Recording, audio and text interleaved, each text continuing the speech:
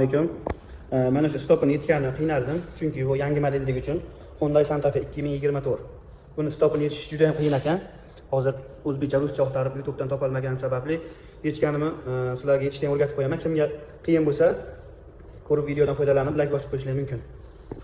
Buni ochib olsak. Mana ikkita stopni o'rni bor. Ya'ni samarangizda uni bo'shatib olgandan keyin xo'sh. Bitta skoch yopishtirib torsalaydan bo'lar ekan, lekin juda qiyin bo'lgan sababli mana shunaqa plastmassaga alirovka sochiqni qistirib turib, shunday qilib itarib chiqarsa bo'lar ekan.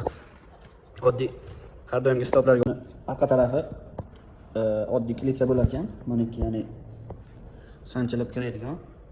Bu yangi modellik uchun bilmadim, shunday qattiqroq ekan chiqishi. Mana udan tortib ko'rdim, skochlar baribir iloji bo'lmadi.